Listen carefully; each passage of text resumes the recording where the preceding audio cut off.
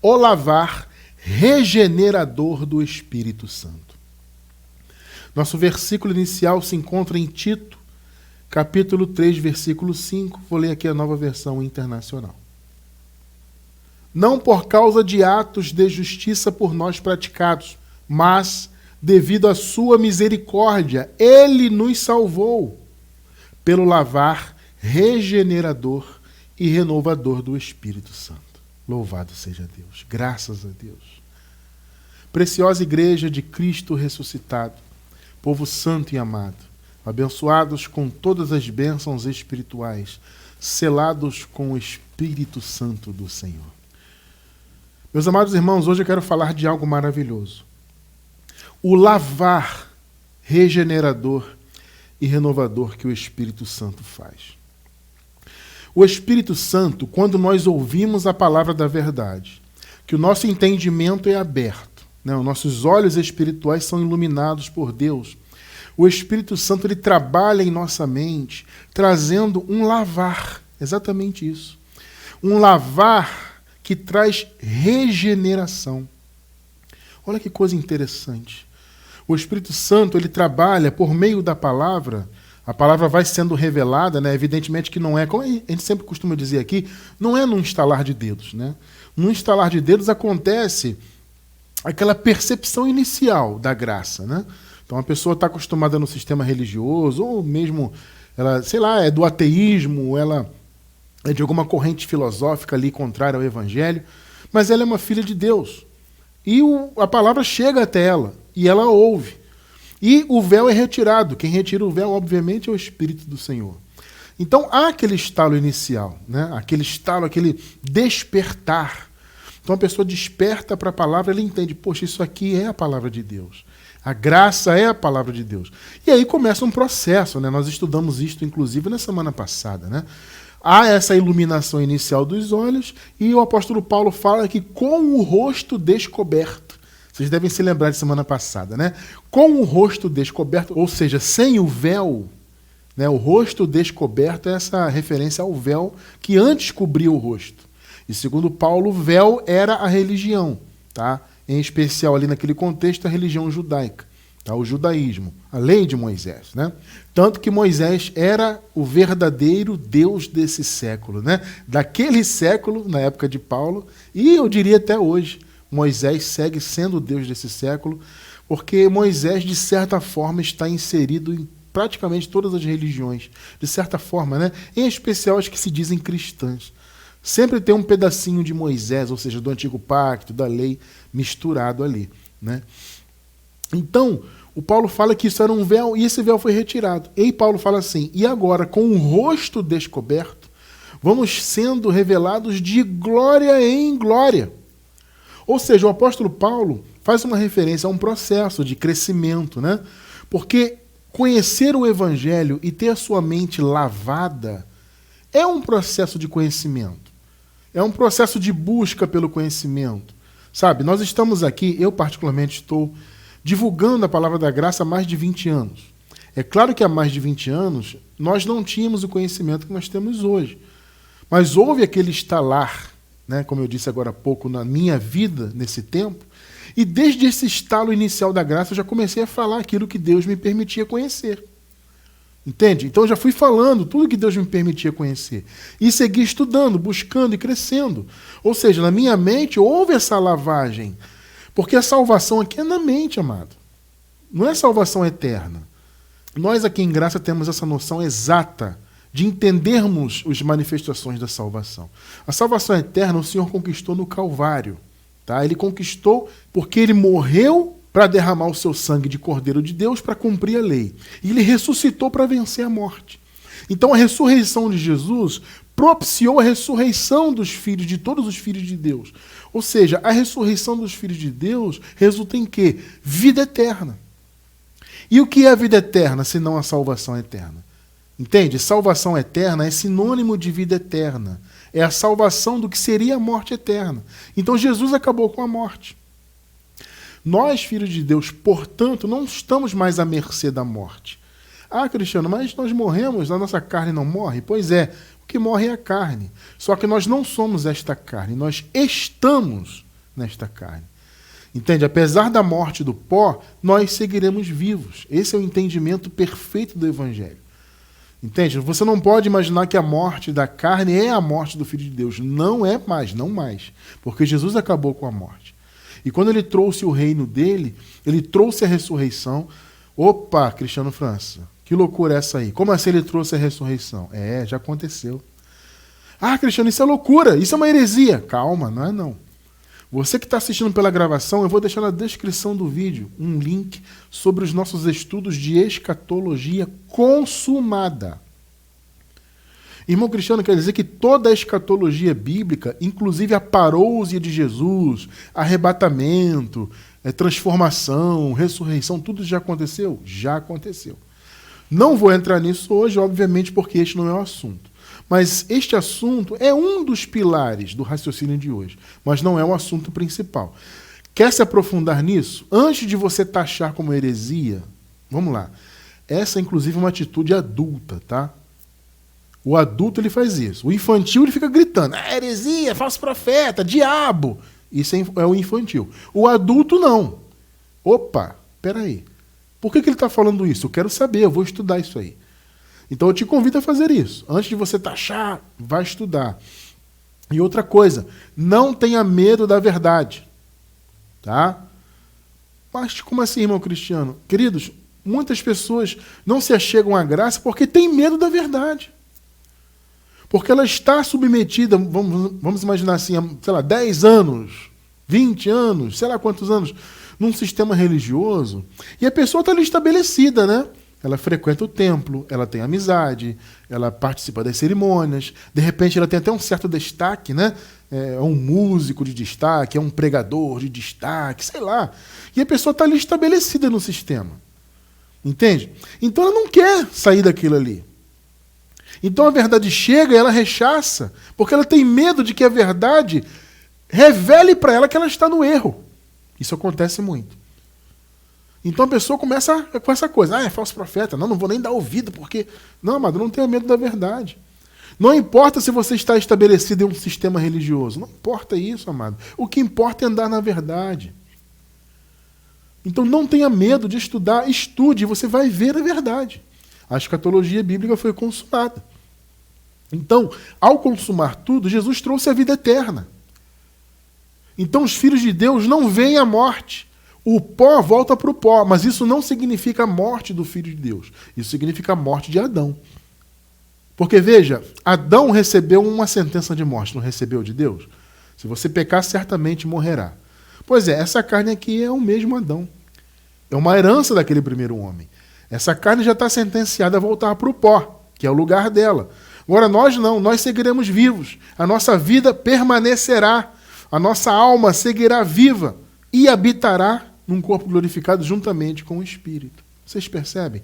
Já estudamos tudo isso. Quer se aprofundar? Mais uma vez, assista aos estudos da escatologia consumada. Então, amados, a morte acabou para os filhos de Deus. Entende? A vida eterna já está à nossa disposição. Como costumamos dizer aqui, já estamos em condição de vida eterna. Ou seja, quando o nosso pó voltar para o pó, nós seguiremos vivos. A nossa alma não vai ficar presa no Hades. Não, isto acabou para os filhos de Deus. O Hades foi aniquilado, isso acabou. Não existe mais um lugar intermediário, né? Um lugar onde a alma ia dormir. Não tem esse conceito bíblico, né? Os irmãos que dormiram, né? Esse conceito, ou seja, as almas que estavam ali no Hades, presas na morte, na sepultura. Percebe? Isso acabou. Então nós seguiremos vivos. O pó volta para o pó, nós seguiremos vivos. Isto é a vida eterna. Isto foi a salvação eterna. O Senhor já concluiu, então, a sua obra em relação a isso e em relação a tudo, né? Tudo já foi consumado.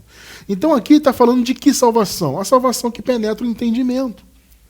Olha, eu vou deixar na descrição do vídeo um estudo sobre salvação da mente e salvação eterna, para vocês entenderem a diferença, quem não entende ainda.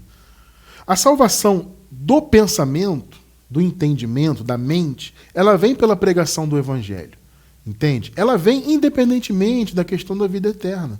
Porque todos os filhos de Deus, independentemente de qualquer coisa, já são salvos do ponto de vista da vida eterna. Só que nem todos os filhos de Deus, todos que pertencem à salvação, todos que foram eleitos por Deus desde antes da fundação do mundo, nem todos têm a salvação na mente. Aliás, a maioria não tem. Entende? Então, o que o Espírito Santo faz? Quando ele revela a palavra, e isso é um mistério que só Deus entende, nós vimos semana passada isso, né? Eu recomendo muito o estudo de semana passada. Só o Senhor entende o critério, né, de revelação. Como eu falei na semana passada, né? Alguns têm uma experiência que recebe rápido a palavra, outros demoram mais, outros nem vão receber, infelizmente. Existem aqueles que não recebem mesmo porque têm natureza má, são da perdição, são da morte. E existem aqueles que são da vida. Esses recebem a palavra eventualmente, segundo a vontade de Deus. Quando isto acontece, é o que nós vimos semana passada, é a mente de Cristo ativada, né, em nosso pensamento. E essa ativação, por assim dizer, da mente de Cristo, é o que traz o lavar regenerador e renovador do Espírito. Quando Paulo fala, ele nos salvou, é em que sentido então? É no sentido do entendimento. Ou seja, o Senhor já havia salvo quanto à vida eterna, mas faltava os entendimentos dos filhos de Deus receberem a regeneração e a renovação. Muitos irmãos estão aí hoje, são salvos? São, do ponto de vista da eternidade, são, já têm a vida eterna. Mas eles não têm a salvação na mente. Por isso eles estão presos no sistema. Por isso eles estão, por exemplo, na adoração a imagens, que eles não, os católicos, né, em especial, eu falo com todo respeito, tá? Você é católico, você é de qualquer segmento aí religioso que se denomina cristão. Veja, eu não quero lhe atacar. Eu não estou aqui para debochar de você. Eu quero falar a verdade para você. Então não leve para o lado pessoal, não fica aborrecido comigo. Eu estou falando o que eu tenho que falar. Então veja, as pessoas na Igreja Católica, por exemplo, elas têm esse costume, que é uma tradição deles, de se colocarem diante de imagens de escultura. Eles dizem que não é uma adoração, seria uma veneração, seria um respeito por aquela personagem ali, representada por aquela imagem. Aí tem todo um argumento ali, mas que no meu modo de ver, independentemente do argumento, não faz sentido nenhum, tá? Não há nada, veja bem, não há nenhum direcionamento na Bíblia para esse tipo de procedimento. Esse é o ponto. Isso vem da tradição católica, não vem da Bíblia. Tá? Inclusive a Bíblia até condena, né? Lá na lei já havia essa condenação em relação às imagens de escultura, mas tudo bem. Por que as pessoas então têm esse pensamento? Poxa, eu sou cristão, sirvo a Deus, mas eu estou diante de uma imagem de escultura. Ou adorando, ou venerando, ou como quiser chamar. Porque a pessoa não teve a salvação manifestada na mente. Por que as pessoas estão nas igrejas, por exemplo, nas protestantes, né, seja pentecostal, seja tradicional, seja adventista, não importa também o segmento. Por que a pessoa está ali envolvida com aquele cerimonialismo todo? Pensa bem. A palavra revela que o Senhor nos livrou do cerimonialismo. A palavra revela que vivemos na graça e que devemos adorar em espírito e em verdade. Adorar e servir a Deus e viver para Deus em espírito e em verdade é exatamente o oposto de viver em cerimonialismos religiosos. Mas por que as pessoas vivem? Porque a salvação não alcançou o entendimento delas. Então existe esse aspecto da salvação que salva a mente. A vida eterna já foi dada. Agora, a pregação do evangelho que nós fazemos aqui, especificamente, claro, o evangelho da graça, porque não existe outro evangelho, ele traz então, além da salvação eterna que a pessoa já tem, ela tem a oportunidade de ter o seu entendimento salvo. Salvo das mentiras, né, do sistema religioso, a mente salva das filosofias mundanas, né? Ah, Cristiano, nós não temos que ler e nos ater a filosofias. Olha, amados, há filosofias que nós podemos até reter, né? A palavra diz, retém o que é bom, né?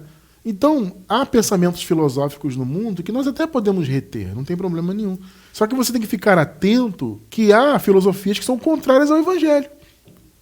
Então, nós temos que saber filtrar o que nós podemos reter. Mais uma vez, examinar todas as coisas, retém o que é bom. Não foi o que Paulo falou? Nós temos então que ter essa inteligência de saber o que serve e o que não serve.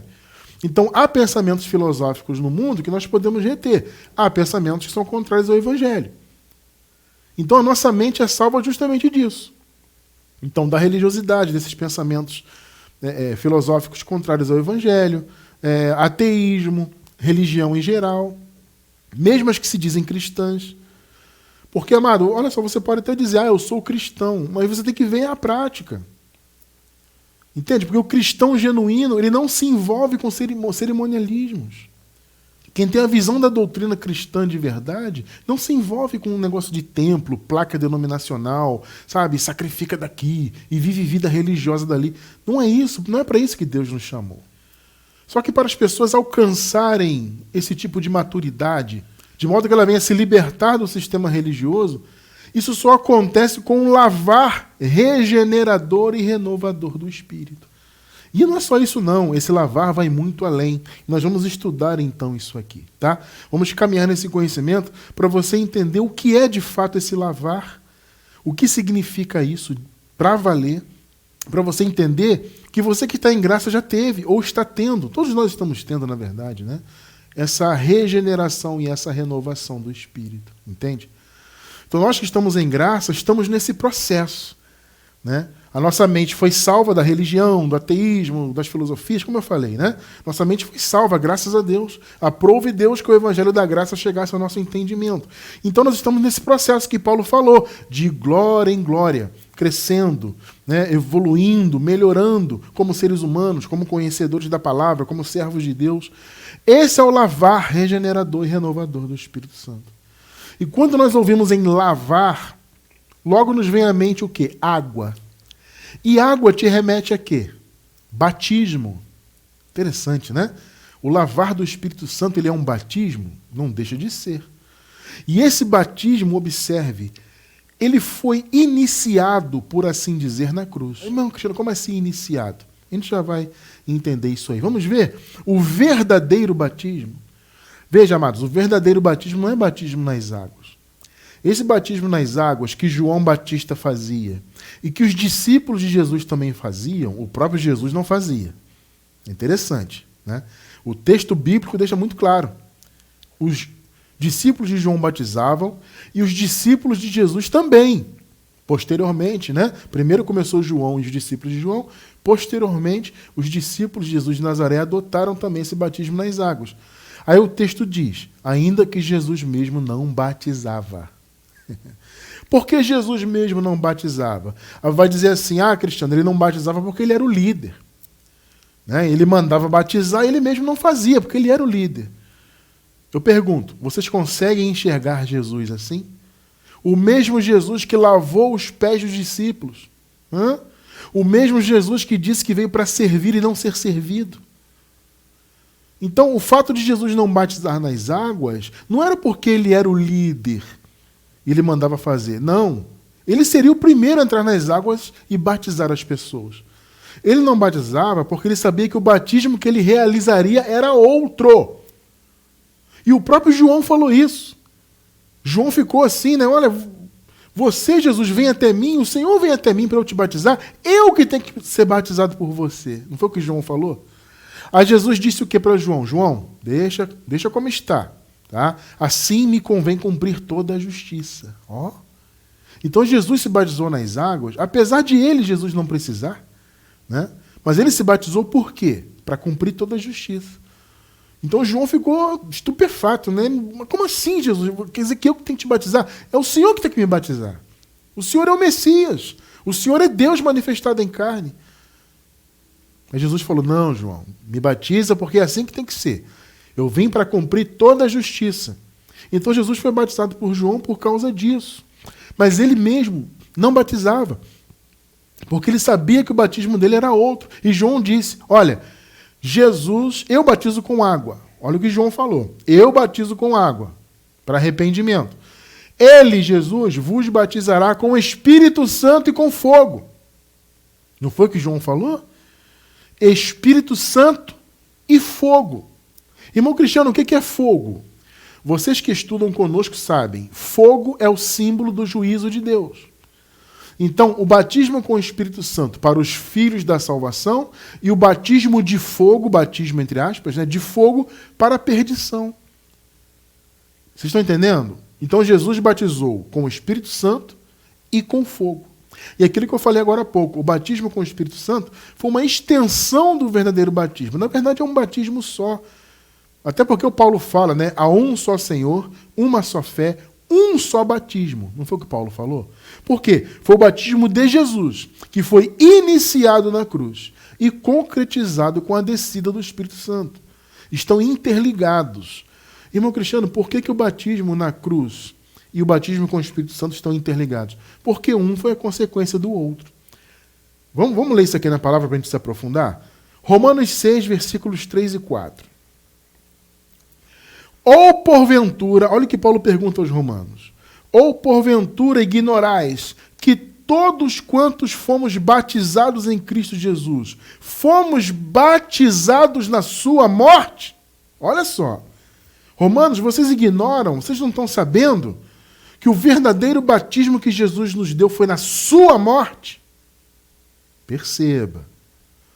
4. Fomos, pois, sepultados com ele, olha só, pelo batismo na morte, para que, como Cristo foi ressuscitado dentre os mortos, pela glória do Pai, assim andemos nós em novidade de vida. Guarda isso aí que a gente vai usar lá na frente, tá? Novidade de vida. Guarda isso aí. Então, veja, o verdadeiro batismo não foi o de João. O batismo de João nas águas e o batismo que os discípulos de Jesus de Nazaré fizeram também nas águas foram batismos passageiros. Eles tinham prazo de validade, eram batismos simbólicos, porque a água simboliza limpeza, né? Então era um símbolo de limpeza. Agora, a verdadeira limpeza foi feita na cruz. E, consequentemente, o Espírito Santo pôde descer e habitar na igreja. Vocês estão entendendo? Por isso que esses batismos estão ligados e, na verdade, é um batismo só. É o batismo que Jesus fez na cruz. Você já vai entender mais um pouco sobre esse conceito. Esse batismo feito na cruz propiciou a descida do Espírito. Porque, veja, amados, o Espírito Santo, ele não poderia descer e habitar no povo de Deus por causa do pecado. Então vocês podem notar que o Espírito Santo tem aquele conceito no Antigo Pacto, né? Que o Espírito Santo vinha sobre um personagem, né? Vinha sobre um profeta, vinha sobre um juiz, por exemplo, né? Então veio sobre ele o Espírito Santo. Ou seja, o Espírito descia sobre aquela pessoa, não para habitar, mas para influenciá-la, né? Para que essa pessoa profetizasse, ou para que a pessoa atuasse como juiz, por exemplo, e o Espírito Santo vinha, então, nesse sentido, mas ele retornava, ele não habitava. No Antigo Pacto, o Espírito Santo não habitava, o povo de Deus não era a habitação do Espírito ainda, por causa do pecado. O Espírito Santo não habitaria onde havia o pecado. Vocês estão entendendo? Esse é o ponto. Quando Jesus morreu no Calvário, ele aniquilou o pecado. Percebeu? Esse foi o verdadeiro batismo. E aí, com a aniquilação do pecado e a destituição e a destruição do velho homem, você já vai ler isso aqui comigo, então o Espírito Santo pôde descer e habitar no seu povo. Então, o batismo de Jesus, que é do Espírito Santo, foi iniciado na cruz. É um batismo só. Na cruz foi a aniquilação do pecado, consequentemente a descida do Espírito Santo posterior. Então, você acabou de ler comigo, tá? Que o Senhor nos batizou na sua morte. E o que consistiu então esse batismo, irmão Cristiano? Vamos lá. Número 1, destituição do velho homem. O batismo realizado por Jesus, primeiro, né, iniciou-se na cruz e se concluiu com a descida do Espírito Santo. Esse batismo consistiu primeiro na destituição do velho homem. Vamos ler o contexto, tá? Nós lemos Romanos 6, né, 3 e 4. Vamos ler agora 5 e 6. Porque se fomos plantados juntamente com ele na semelhança da sua morte. Olha só. O que significa isso? Que o velho homem morreu com Jesus. Tá? O velho homem de Jesus, a carne, morreu. O velho homem é a carne, né? Morreu, a natureza humana morreu na cruz com Jesus. Então a nossa natureza humana já está morta para Deus. Você percebe? Morta em que sentido? Morta não no sentido biológico, obviamente, porque estamos vivos biologicamente falando.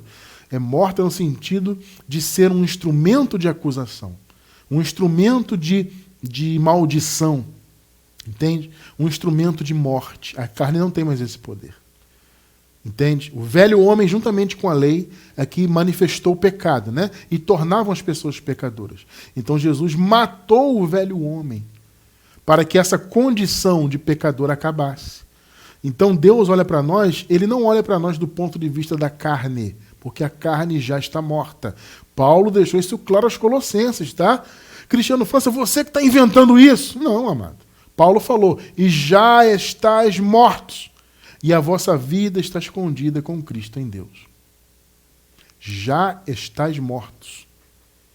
Colossenses 3, versículo 3. Já estáis mortos. Vocês estão entendendo? Então a carne morreu com Jesus. Quando nós nascemos nesse mundo, nós já nascemos depois, né, com a obra consumada, depois da morte de Jesus, depois da cruz. Então já nascemos com a carne morta. A carne não tem mais o poder de condenar. A carne não tem mais o poder de nos subjugar ao pecado. Percebe? Porque ela morreu na cruz. Vamos ler o 6.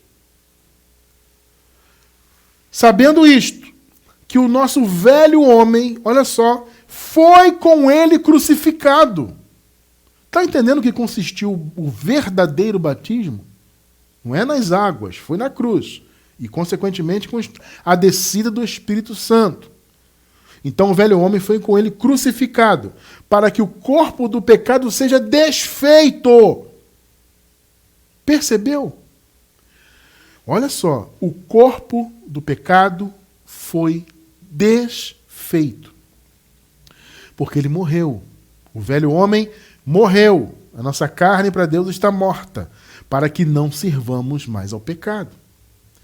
Então, em que consistiu o batismo realizado na cruz, o verdadeiro, para todos os filhos de Deus de todos os tempos?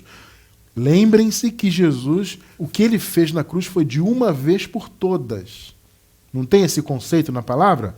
E ele morreu de uma vez por todas. O sacrifício oferecido de uma vez por todas. Porque foi por todos os filhos de todos os tempos, para todos sempre. Então ele matou o velho homem. Esse foi o batismo. Consequentemente, o batismo verdadeiro na cruz libertou o povo do Senhor do pecado. Aquele pecado de Adão e dos pecados cometidos como consequência do pecado de Adão. Tudo foi encerrado na cruz. Hebreus 9, 26. Esse é um clássico, né? Nova versão internacional. Se assim fosse, Cristo precisaria sofrer muitas vezes. Como assim, irmão Cristiano, se assim fosse? Se fosse como na lei. O conceito aqui é esse, tá? Se assim fosse, no contexto da se referindo à lei, ou seja, se fosse como na lei, Cristo precisaria sofrer muitas vezes, desde o começo do mundo. Mas agora, ele apareceu uma vez por todas. Olha o conceito aí. No fim dos tempos. O fim dos tempos foi lá naquela época, né? Vocês sabem disso. Para aniquilar o pecado. Pegou? Pelo sacrifício, ou mediante o sacrifício de si mesmo. Então, pelo sacrifício de Jesus, ele se sacrificou para que os pecados fossem aniquilados. Então, o pecado de Adão original, que originou tudo, foi aniquilado, e todos os pecados cometidos em função do pecado de Adão foram aniquilados. Houve um perdão pleno. Aniquilar no grego é ateteses, é tornar obsoleto, ultrapassado, sem valor, não mais em vigor. Entende? Ou seja, o pecado foi aniquilado. Ele não tem mais como matar o Filho de Deus. Porque o Senhor o aniquilou para nós, filhos do Senhor. Vocês estão percebendo o ponto? Então, no que consistiu o batismo realizado na cruz? Como vocês viram, a destituição do velho homem, consequentemente a aniquilação total do pecado e dos pecados consequentes. Entende? O Senhor acabou com a dívida para sempre. Colossenses 2, 13 e 14. Quando vocês estavam mortos em pecados, isso antes da cruz, tá? Mas, Cristiano, como é que eu posso ter certeza que é antes da cruz? Ué, gente, se na cruz ele aniquilou o pecado, ele não aniquilou o pecado na cruz? Então, quando Paulo fala que estavam mortos em pecados, é antes da cruz. Uma vez que na cruz o pecado foi aniquilado. Isso é uma coisa lógica e óbvia, né? Então, quando vocês estavam mortos em pecados, obviamente, então, antes da cruz, e na incircuncisão da sua carne, Deus os vivificou juntamente com Cristo. Ele nos perdoou todas as transgressões. Pegou, né? 14, olha só o 14. E cancelou a escrita de dívida. Perceberam? Era lei. O que era escrita de dívida? Qual era a letra que trazia dívida, trazia pecado, condenação? A lei.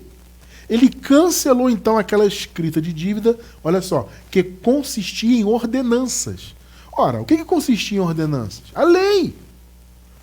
Então, ele cancelou a dívida, que era a lei, que consistia em ordenanças, e que nos era contrária. Ele a removeu, pregando-a na cruz. Percebeu? Ele a removeu. Acabou. Por isso que ele mesmo, Paulo mesmo disse, nenhuma condenação há para os que estão em Cristo. Ou seja, para os que estão na nova aliança. Estar em Cristo é estar na nova aliança. Antes da cruz, as pessoas estavam em Moisés e em Adão. O que é Moisés e Adão? É o pecado e a lei. Moisés simbolizava a lei. Adão, o pecado. Porque o pecado veio por Adão. E a lei se tornou a força do pecado, como Paulo diz. Então, nós costumamos dizer aqui, entre aspas, que a lei e o pecado trabalhavam juntos, entre aspas, em relação a trazer condenação. Então, antes da cruz, vou repetir, as pessoas estavam em Adão e em Moisés, na lei e no pecado. Depois da cruz, as pessoas, os filhos de Deus, né, os da salvação, os eleitos, passaram a estar em Cristo. Então Paulo falou, os que estão em Cristo são novas criaturas. Por quê? Porque a velha criatura morreu na cruz. Está entendendo? E o Senhor cancelou a dívida. Por isso que o Espírito Santo pôde vir e habitar no seu povo. Então, o batismo de Jesus que João falou, né? O Senhor batizará com o Espírito Santo e com fogo. O fogo é para a perdição, o Espírito Santo para a salvação. Esse batismo com o Espírito Santo foi possível, por quê? Porque ele aniquilou o pecado na cruz. Por isso que eu disse, o batismo com o Espírito Santo, a descida do Espírito Santo e a consequente habitação dele na vida dos filhos de Deus, foi uma consequência do que Jesus fez na cruz. Por isso que é um só batismo. Percebeu, né? E aí, consequentemente, o que esse batismo trouxe? A purificação da consciência. Isso em relação à lei, tá? Porque a lei, independentemente da pessoa praticar algum pecado ou não, a lei mantinha a pessoa com a má consciência. Entende? E nós, amados, mesmo nós que nunca estivemos cronologicamente debaixo da lei, nós, quando vivíamos na religião, a maioria de nós veio de lá, nós também tínhamos uma certa má consciência religiosa, não tínhamos? Interessante, né? Você vê como é que a lei, mesmo tendo sido abolida por Jesus já, ela tem esse poder de trazer má consciência até hoje. Só que Jesus aniquilou o pecado, ele cancelou o escrito de dívida, que consistia em ordenanças, a lei, obviamente, e trouxe então o quê? Boa consciência. Porque as acusações que a lei traziam caíram por terra. Então as pessoas puderam ter boa consciência em relação à lei. Hebreus 10, versículo 22.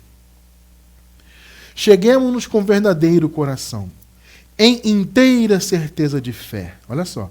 Tendo os corações, coração na Bíblia é a mente, né? A maioria das vezes. Tendo os corações purificados da má consciência. Má consciência divina de onde? Ora, da lei. Agora veja o final, que lindo. E o corpo lavado com água limpa. Água limpa não é a água do Rio Jordão. Água limpa não é a água do rio Mazomba, onde eu fui batizado, entre aspas, né? Eu passei por 3 batismos, né? Batismo entre aspas. Foi o batismo católico, fui batizado criancinha de colo. Depois, pré-adolescente, fui batizado no rio Mazomba, é um rio aqui do Rio de Janeiro, no município de Itaguaí. Fui batizado ali, entre aspas, né? Como pré-adolescente. Aí depois eu fui para a igreja batista, isso foi no pentecostal, né? Aí eu fui para a igreja batista, lá na Batista, eles não aceitaram o meu batismo pentecostal. Eu falei, pastor, estou vindo para cá para Batista, eu já sou batizado. Mas onde você foi batizado? Se eu não me engano, na época ainda era Casa da Bênção. Eu acho que ainda era o nome da denominação, tá? Aí eu falei, a Casa da Bênção. Ele, a Casa da Bênção é pentecostal, né? Eu falei, é. Não, aqui não aceitamos batismo pentecostal, Cristiano. Você vai ter que se batizar de novo. Eu passei por um 3º banho na Igreja Batista. Foram 3 banhos que eu recebi, né? E a água limpa não é isso. A água limpa é a palavra. Percebe? É uma alusão à palavra. Evidentemente, aqui está fazendo uma alusão ao que se fazia na lei. Porque na lei havia as purificações por meio da água, chamadas abluções, a limpeza por meio da água. E aqui o texto bíblico da graça, porque esse é um texto em graça, deixa claro que o corpo foi lavado com água limpa, fazendo uma alusão, mais uma vez eu digo, às limpezas no meio da lei, só que trazendo para a realidade da graça. A água limpa aqui, obviamente, não é uma água que se passava no corpo, é a palavra.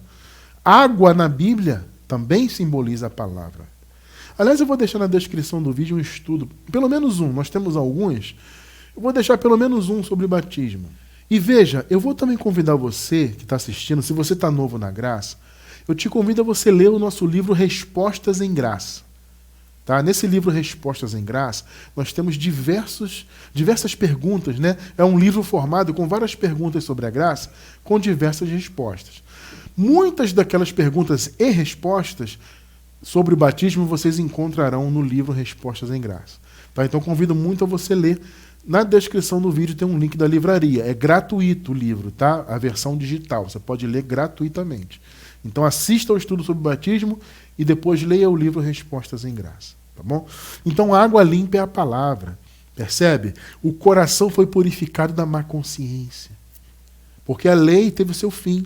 O Senhor cancelou o escrito de dívida. Vocês acabaram de ler comigo. Então esse foi o verdadeiro batismo, que consequentemente trouxe a presença do Espírito Santo. Entende? Por isso que hoje nós já temos o Espírito Santo.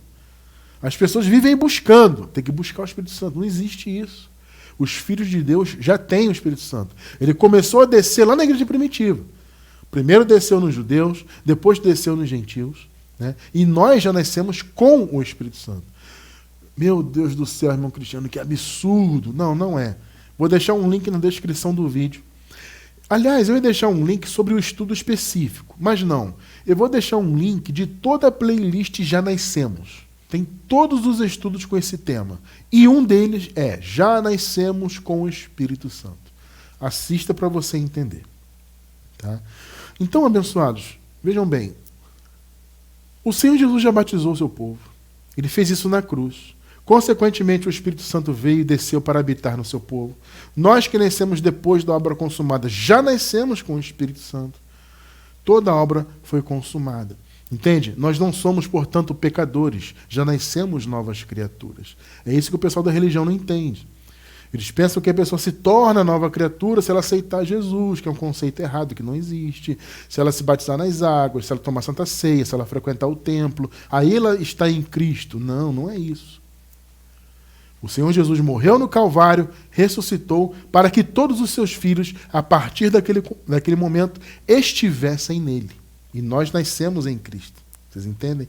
Aí muitos abençoados levam para aquele lado negativo.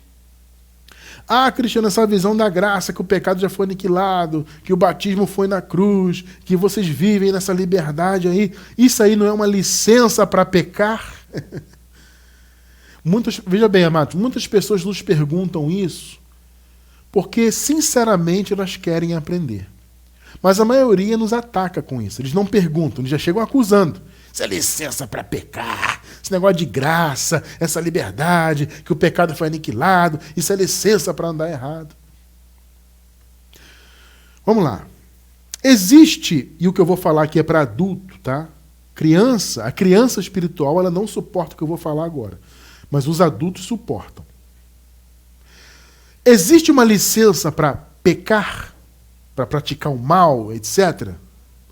Existe. Como eu falei, só o adulto vai suportar isso.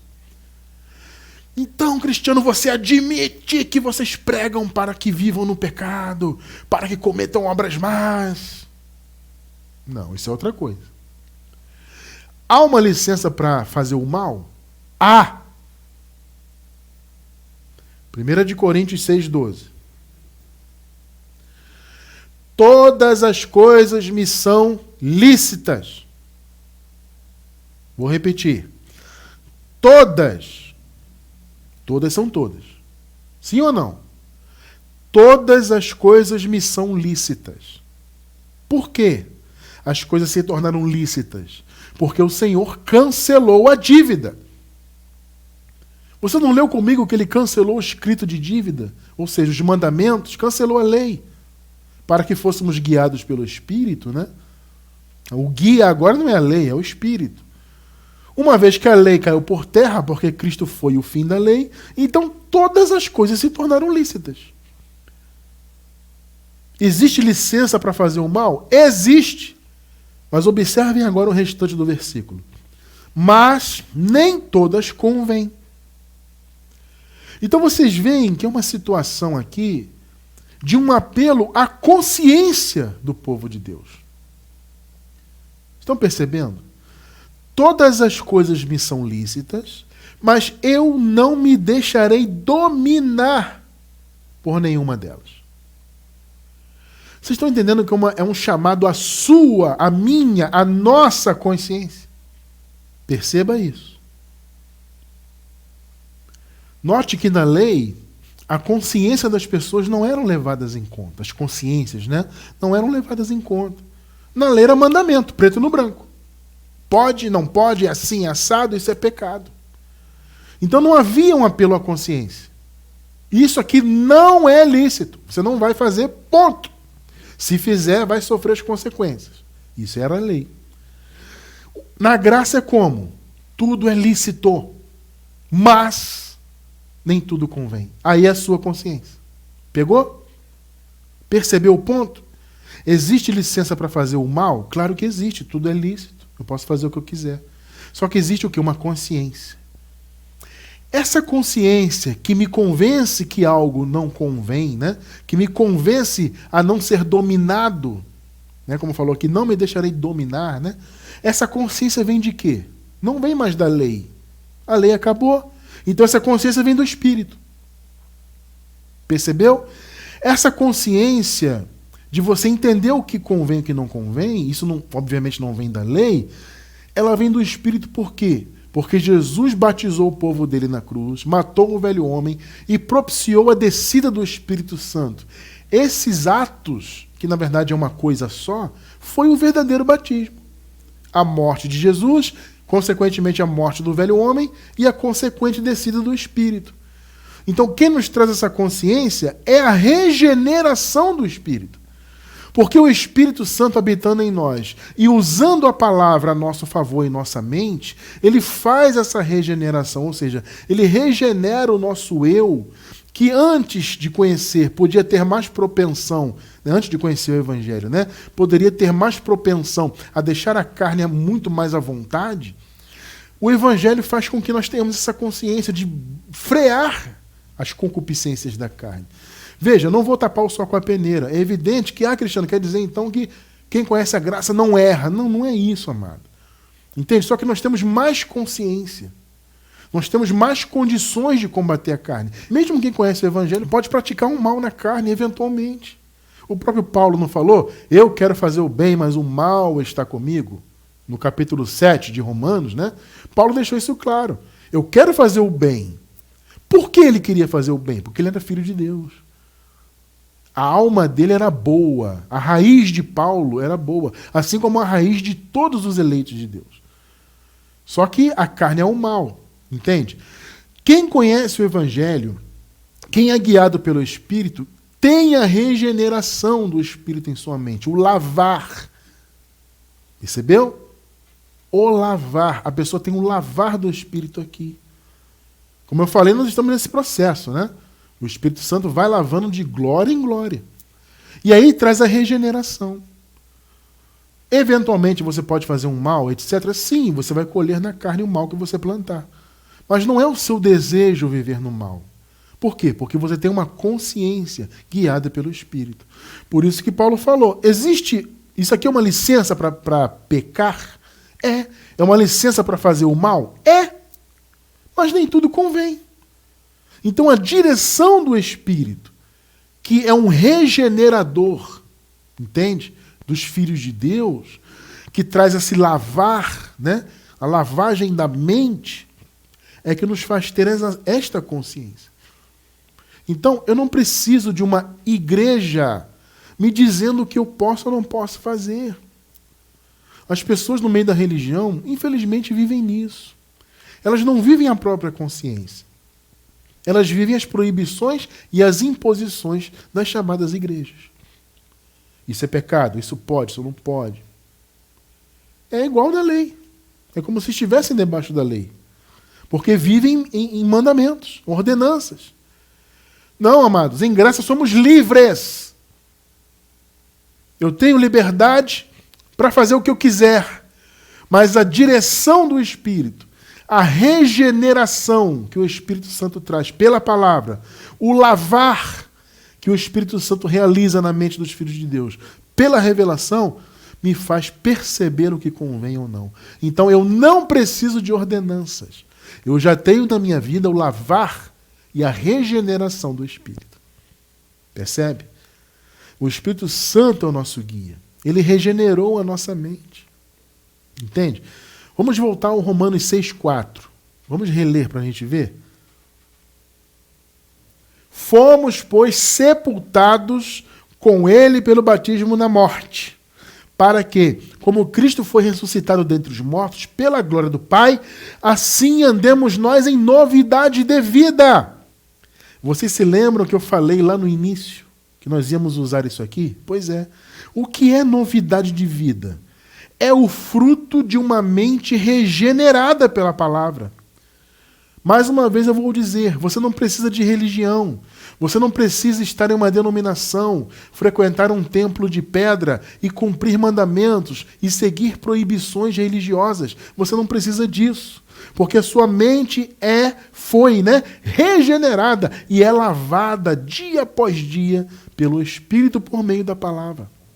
A sua mente já foi lavada pela palavra. A sua mente, amado, já foi regenerada. E dia após dia vai sendo lavada pelo Espírito Santo, que usa a palavra para lavar. A palavra na Bíblia não é simbolizada pela água. A água simboliza a palavra de Deus. Então ela tem esse poder de lavar o nosso entendimento.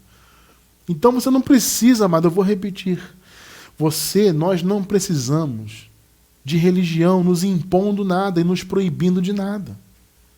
Nós temos uma consciência que vem do Espírito. Tremendo isso, né?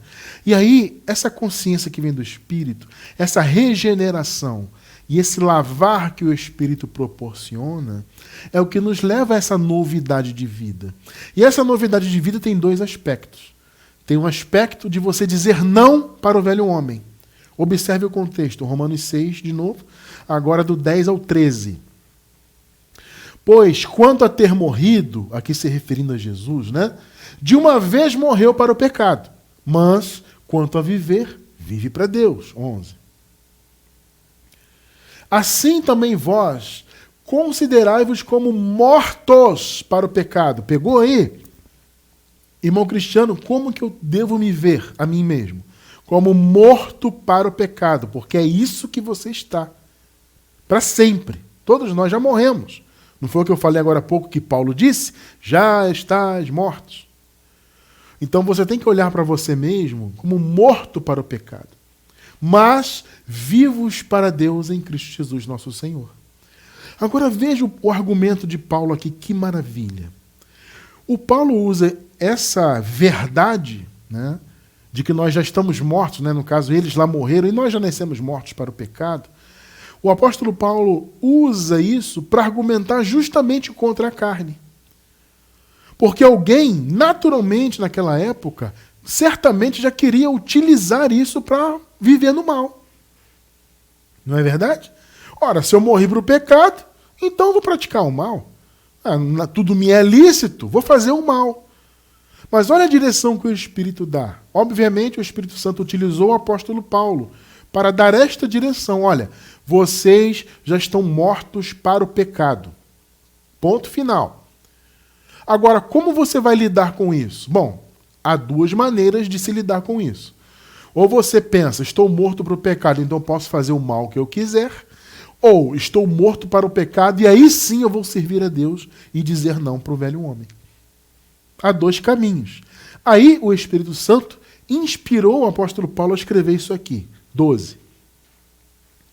Não reine, portanto, já que vocês estão mortos para o pecado, já que Adão morreu, Jesus matou Adão, não reine, portanto, o pecado em vosso corpo mortal, para lhe obedecerdes às suas concupiscências. Você vê que Paulo usa o argumento da morte para o pecado justamente para que aquelas pessoas não se envolvessem com o mal. 13. Nem tampouco apresenteis os vossos membros ao pecado, por instrumentos de iniquidade, mas apresentai-vos a Deus como vivos dentre os mortos, e os vossos membros a Deus como instrumentos de justiça. Percebeu? O raciocínio de você estar morto para o pecado é justamente para você entender que você deve viver para Deus, não para o pecado. Não para fazer o mal. Não para realizar maldades. Entende? O Filho de Deus genuíno, gente, ele não tem essa característica. Eu vou dizer, eventualmente, por um descuido, etc., qualquer filho de Deus pode errar na carne e vai sofrer suas consequências lá. Eventualmente isso pode acontecer. Mas isso não vem da raiz. O Filho de Deus, ele quer o bem. Eu vou repetir, Paulo falou, eu quero fazer o bem, mas o mal está comigo. O que é o mal no contexto, irmão Cristiano? É algum demônio? Não, o mal era e é a carne, natureza humana. O contexto deixa muito claro isso. Então, nós, filhos de Deus, sempre queremos fazer o bem. Eventualmente, poderemos fazer o mal. Mas a nossa raiz é boa. Percebe? E a direção, então, que a palavra nos dá é essa. Entendam-se como mortos para o pecado. O pecado não pode matar vocês. O pecado não pode condenar vocês mais. Nunca mais. Então, digam não ao velho homem. Tito 3,8. Fiel a esta palavra. E quero que você afirme categoricamente essas coisas, para que os que creem em Deus, observe, se empenhem na prática de boas obras. Tais coisas são excelentes e úteis aos homens. Perceberam? Esse é o nosso chamado. Vivermos na prática de boas obras, até porque o Senhor nos elegeu para isso, nos escolheu para isso. O apóstolo Paulo não fala, lá em Efésios, no capítulo 2, fomos salvos pela graça, isso não vem das obras para que ninguém se glorie, porque nós, na verdade, fomos criados para as boas obras. Não foi o que Paulo falou? É isso aqui. Os que creem em Deus, dediquem-se às boas obras. Perceberam um ponto? Esse é o chamado. Você não precisa de nenhum mandamento, de lei, proibição, imposição. E essa história que o pessoal da religião faz aí de apontar, né, quem está em graça, você é pecador, esse negócio de graça é para você viver no erro. Isso é papo furado. Isso é papo furado. É que nós que estamos em graça somos livres. Só que a nossa liberdade não é levada para o mal. Por quê? Porque temos a direção do Espírito. Temos o lavar e a regeneração do Espírito em nossas vidas. Então, amados, andar em novidade de vida, como eu falei, tem dois aspectos. É dizer não para o velho homem, como acabamos de ler. Mas também é dizer não para a lei e para a religião. Romanos 7,4, nova versão internacional.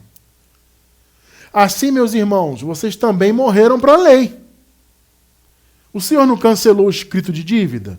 Então, o Senhor não matou o velho homem? Consequentemente, o velho homem de todos os filhos de Deus foram mortos. Os velhos homens, né? As naturezas humanas foram mortas no Calvário? Sim ou não? Sim.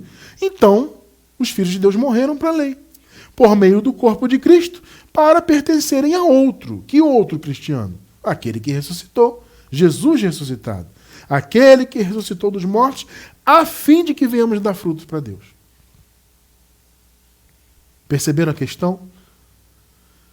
Viver para Deus, viver em novidade de vida, vou repetir, tem dois aspectos.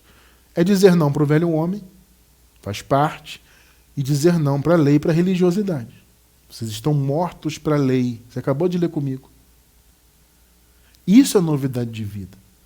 Aqui em graça, não precisamos de mandamentos, não precisamos de templos de pedra, de placas denominacionais, lista de pecados. Isso pode, isso não pode, isso é proibido.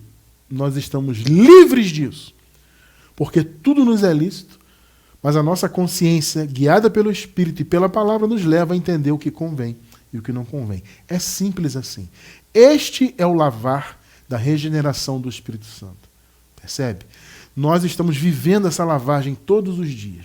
Sabe? O lavar do Espírito Santo diariamente pela palavra. E é isso que nos importa. Isso nos basta. E eu quero encerrar com João capítulo 15, versículo 3. Olha o que Jesus falou para os discípulos dele. Vós já estáis limpos. Pegou? Pela palavra. Palavra é água na Bíblia, né? Água simboliza a palavra, limpeza. Vós já estáis limpos pela palavra que vos tenho falado.